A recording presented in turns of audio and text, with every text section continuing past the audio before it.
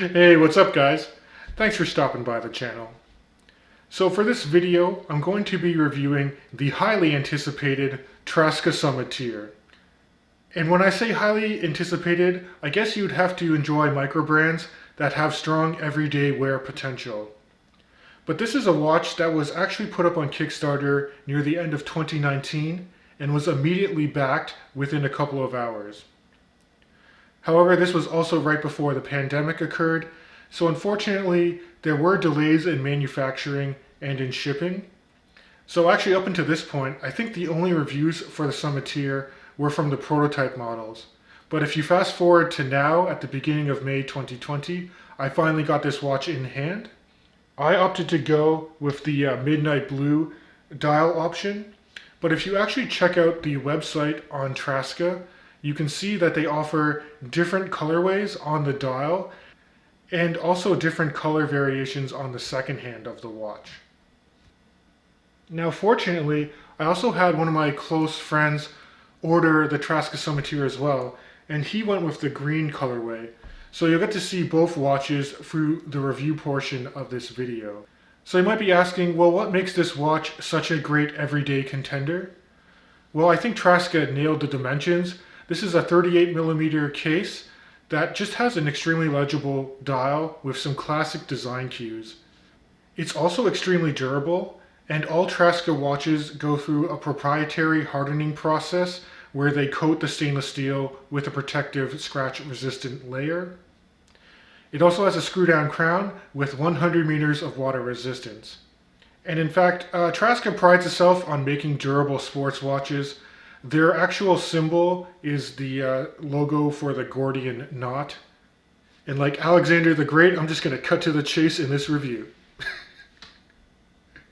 I'm going to leave that in there. But seriously, the last point I'll mention is that this comes in at around the $500 US price point. And this is a very competitive price bracket for everyday watches. So is this watch right for you? Let's flip perspectives and look at the watch up close.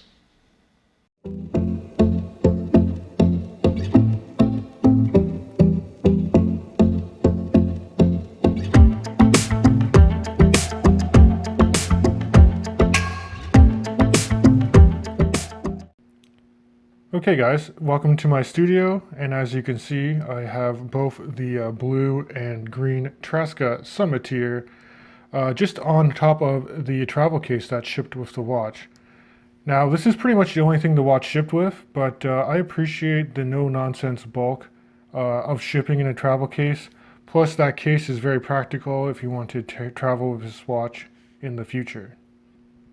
Now holding both watches up close, you can see they're exactly the same watch except for the colorway on the dial. Now again, I do want to thank my friend for lending in his green dial version. He has a strong Instagram presence. You can find him as Hacking Seconds on Instagram. And I'll also mention that this leather strap that I have my watch on is actually a custom leather strap that he made. So really happy to have him as a friend and fellow watch enthusiast.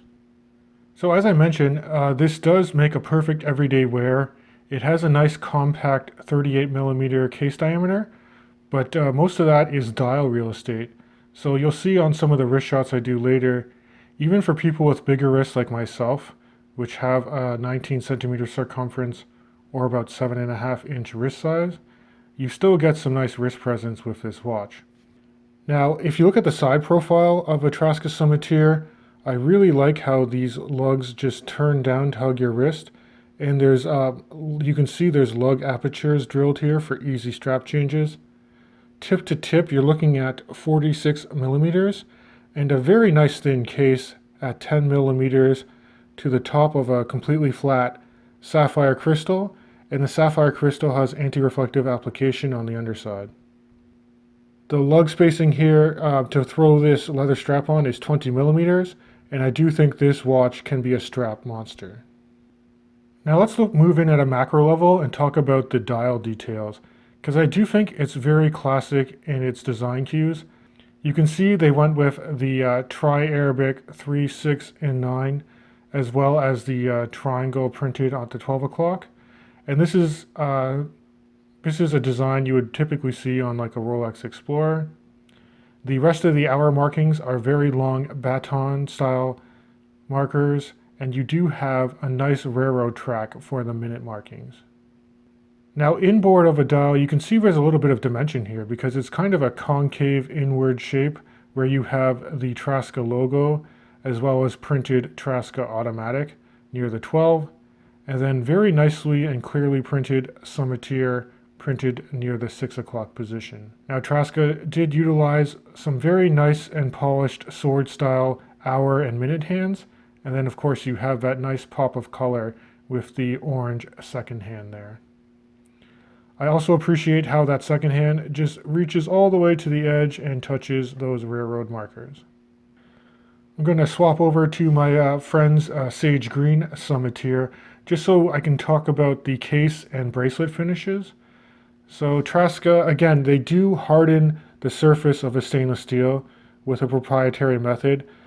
Most stainless steel cases have a hardness of 200 Vickers, and with this process, it actually brings that up to 1200 Vickers, which is on par with some of my favorite German manufactured brands like what Damasco and Zinn can do with their cases. Now by and large, you do have a nice brushed finish on the case, and then you just have some polished chamfered reliefs. You can see that between the side of the case transitioning to the hoods of the lugs, you have a nice polished bevel here. You also have a very nice polished bevel along the bezel there. And then you have a nice oversized crown with the Traska Gordian knot logo there. As I mentioned, this is a screw down crown, and you can manually line the movement in the neutral position. And then if you just pull it out once, you can hack and set the time however you like. Now flipping over to the side, it reveals the movement that they use for this watch. They went with the updated Miyota movement, the 9039, which is a high beat Miyota that's the cousin to the 9015, but it's a no-date version of that, so you don't have a ghost crown position, which is really nice to see. You can also see that this movement is 24 joules. It has about a 42-hour power reserve. And anecdotally, the watches from micro brands that I've experienced that use this movement recently have really good tolerances. Anecdotally, my personal Traska Summiteer has only been off by about 2 seconds per day. So for the bracelet, Traska, again, they harden the bracelet the same way they harden the head of the watch, and it's purely a brushed finish. It tapers very well from 20 millimeters at the head here down to about 16 millimeters to the clasp. Very nice brushing on the clasp with the engraved Traska logo. Simple twin trigger release. And inside the milled out swing arm here, they even have engine turn perlage work, which is something you wouldn't expect at the price point. You also have 4 layers of micro adjustment to this clasp. And the bracelet itself is held in place with screw links. And there's one minor caveat to this, which I'll mention when I discuss any potential negative aspects to the watch. So here's a quick wrist shot of a Traska Summiteer on a leather strap on my wrist. As you can see, very nice and low profile and minimal weight. And here you can see the Traska Summiteer on its factory bracelet. It's a little loose for me, but you can see it's got a very nice taper and minimal height on the clasp as well. Now for me, a great everyday wear watch just has very nice legibility, low profile, and very high durability. And I'll mention that compared to the prototype models, I think Traska stepped up their game when it comes to low light legibility with the Loom application. So let me show you a side-by-side Loom Shot for both watches, and you can see that the Loom is very evenly applied. It's very potent on the hands, and it's also potent on the printed hour markings. And it does have a nice blue hue to it, so I suspect that they went with the BGW9 formulation for the Loom. It's long-lasting, and you get very good orientation just the way the dial is laid out as well. Okay, so are there any negative aspects you should be aware of before you pull the trigger on this watch? I can really only think of one minor gripe that I've had, and it's part of the reason why I also threw my watch on a strap, and that's when it comes to sizing the bracelet.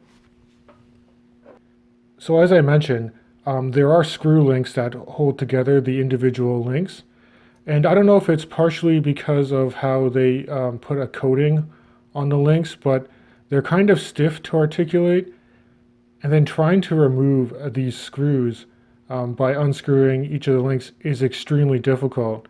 I all but stripped all the screw heads for mine, and I was only able to actually get one link loose, and when I did, it had a truncated screw end.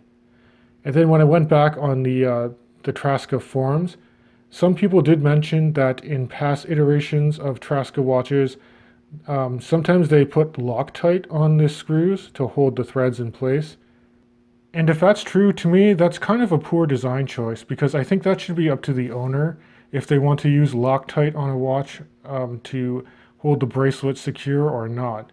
And it should be your prerogative if you want to put Loctite, which is just an adhesive you apply to the screws, and they prevent them from falling out unless you apply heat or a massive amount of torque. But other than that minor gripe, guys, it's really hard not to recommend this watch, especially at the $500 price point. I do think this has strong everyday wear potential. You just get those classic dimensions. It's extremely comfortable on wrist. And just the design of it, I mean, it's durable enough to be a sports watch, but I could also see you walking into a boardroom wearing this, and people would kind of think it's a dress watch if you have it on a nice leather strap. But guys, please let me know what you think in the comments below. Which color option of a Traska Summiteer would you choose? And as always, I'll catch you guys in the next video.